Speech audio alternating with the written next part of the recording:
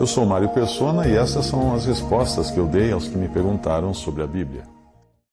O Senhor caminhava por cima do mar. As ondas não o afetavam, de modo algum. E ali os discípulos, vendo-o andando sobre o mar, assustaram-se, dizendo, é um fantasma. E gritaram com medo. Não reconheceram o Senhor. Um fantasma? Não. O Senhor é bem real. É bem real. A quem você segue? Quem você adora? Quem você gosta de falar de? Um fantasma? Um ser translúcido? Um fantasminha camarada? Ou alguma coisa assim? Não. É um Senhor vivo, um Senhor real. Ele ainda não tinha ressuscitado aqui, mas ele iria logo morrer e ressuscitar, ele ia dar a sua vida. Jesus, porém, gritaram com medo. Esse grito de medo os incrédulos hoje têm, né? Imagina se eles vissem a Jesus, o que eles fariam. Gritaram com medo. Jesus, porém, lhes falou logo, dizendo, tende bom ânimo, sou eu, não temais. Eu não sei quem contou, mas disseram que existem 365 vezes a frase não temais na Bíblia, né? Como se fosse uma por dia do ano, para não temermos. E assim é, porque se nós estamos com o Senhor cuidando de nós, o que nós podemos temer? Nada, nada. Tende bom ânimo, sou eu, ou eu sou, não temais. E respondendo-lhe Pedro, e disse, Senhor, se és tu, manda-me ir ter contigo por cima das águas. Aqui Pedro, ele na realidade, ele é o mais corajoso dos discípulos, né? Vamos falar assim, ele é o mais atirado dos discípulos. E quando ele se dirige ao Senhor,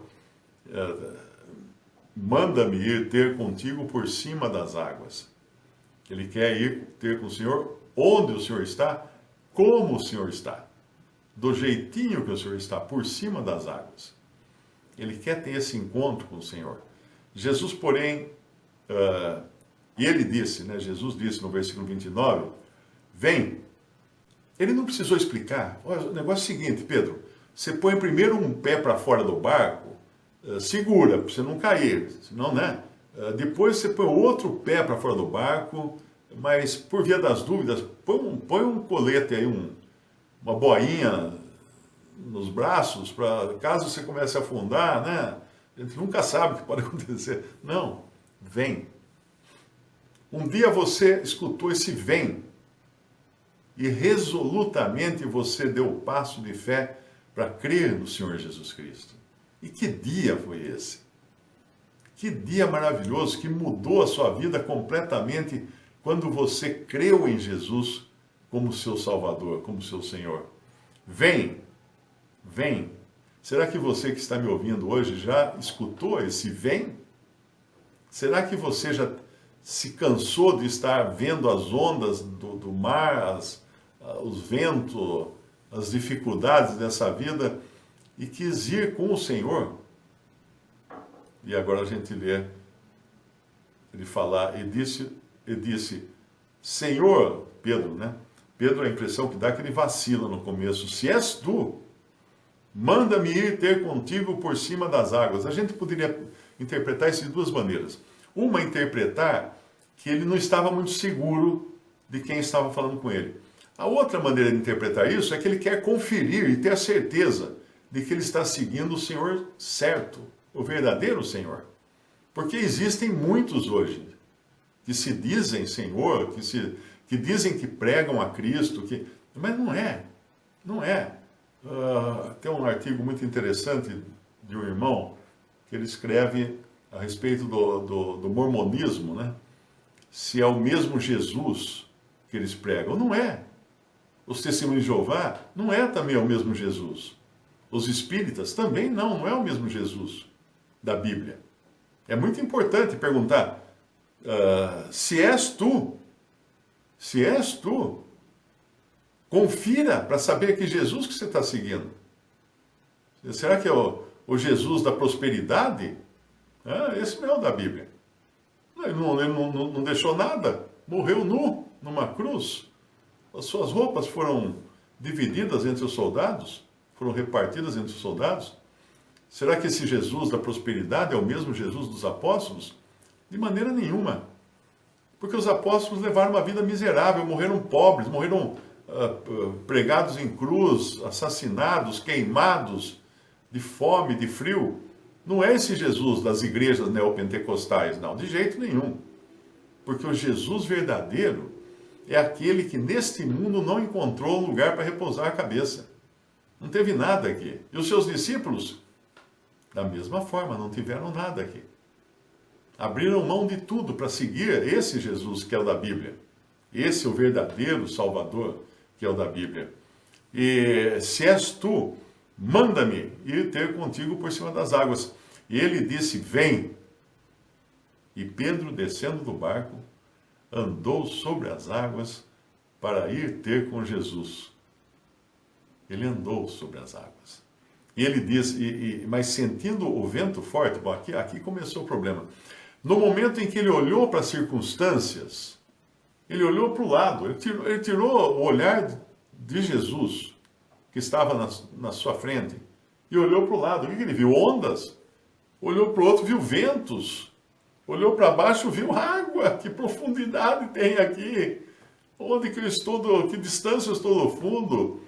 Talvez, muito provavelmente, Pedro não soubesse nadar. Não, talvez soubesse sim, porque tem uma outra passagem que ele pulou no barco, né? Mas eu fiquei surpreso uma vez que eu fui a Florianópolis, e um irmão falou que muitos pescadores, daqueles que pegam o barquinho, vai lá no meio do mar jogar rede, muitos não sabiam nadar naquela época, isso há 40 anos atrás, não sei como é que é hoje, né? Não sabiam nadar, porque a cultura dos pescadores, assim, manuais, né, pescadores de pequeno porte, é que o mar não é um lugar para se divertir, para nadar, para pegar onda. Não, o mar é um lugar para trabalhar. Então muitos não aprendem a nadar. Simplesmente não aprendem, vão trabalhar no mar depois e muitos acabam morrendo afogados. Quando vira o barco, o cara morre afogado. E Pedro, descendo do barco, andou sobre as águas para ir ter com eles, para ter com Jesus.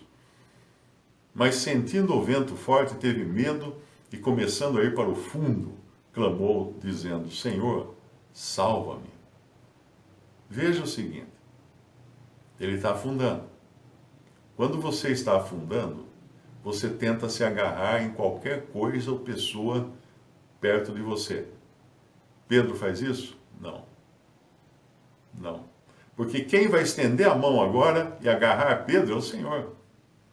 Ele não tem nem mesmo condições de tentar agarrar o Senhor, de tentar voltar para o barco, dar umas braçadas. Ele tem que esperar no Senhor, o Senhor agarra. O Senhor sempre estende a mão na hora mais perigosa, na pior hora para nós, Ele está ali, olha só.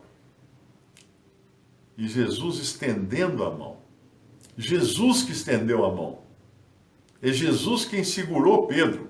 Segurou-o e disse, homem de pouca fé, por que duvidaste? É como se ele dissesse, a hora que você desceu do barco, por acaso se afundou?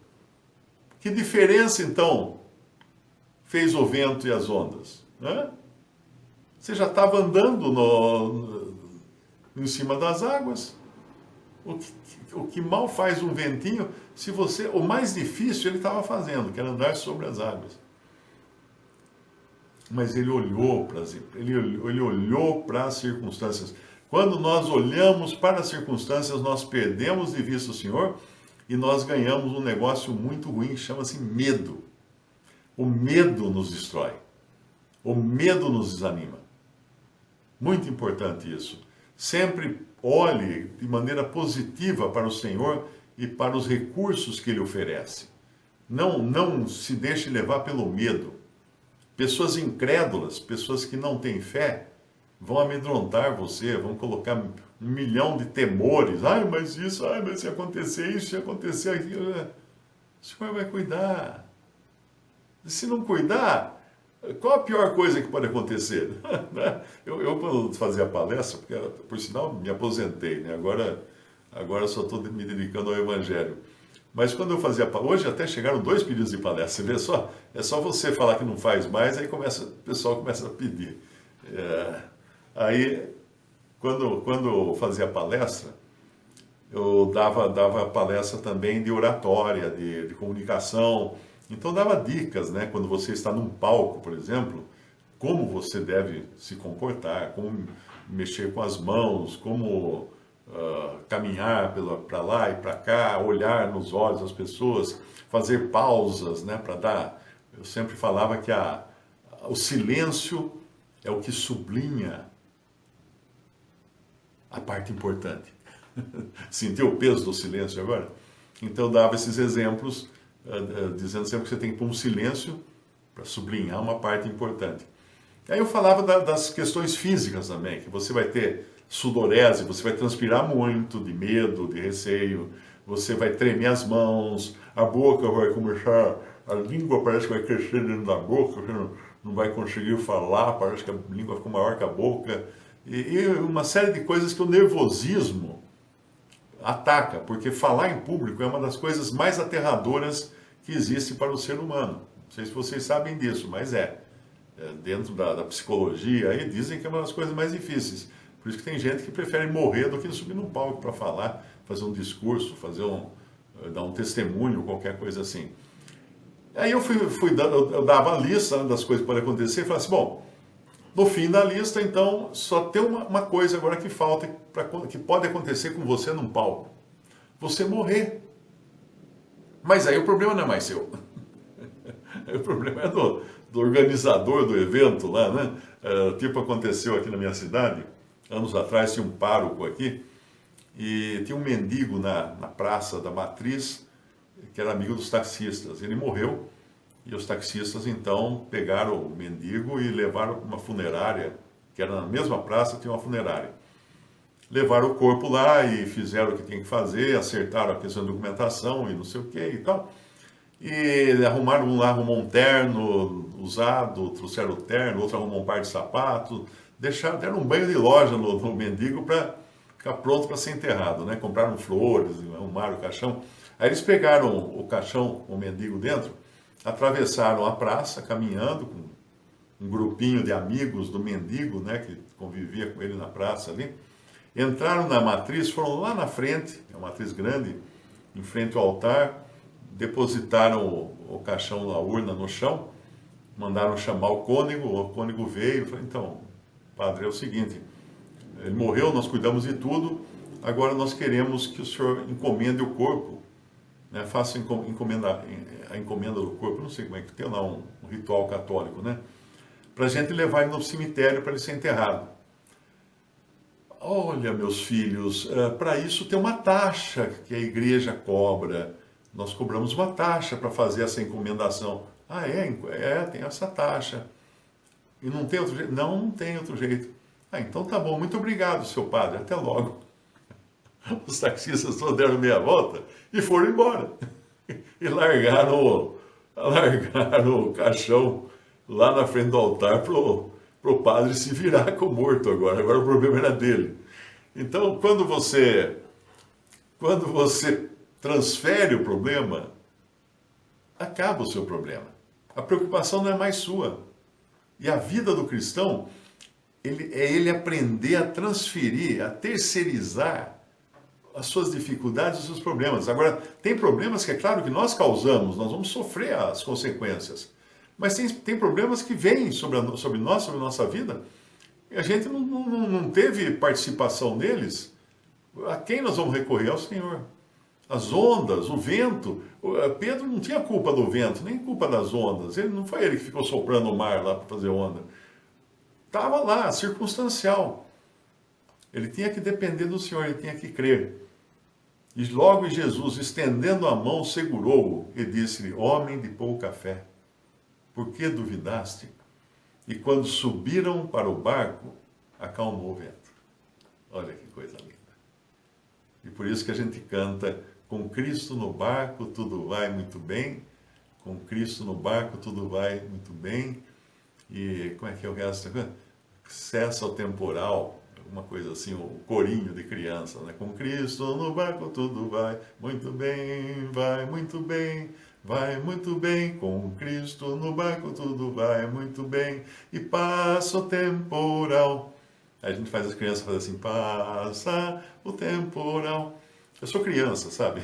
67 anos, mas ainda eu sou criança. Visite o canal Respondidas no YouTube.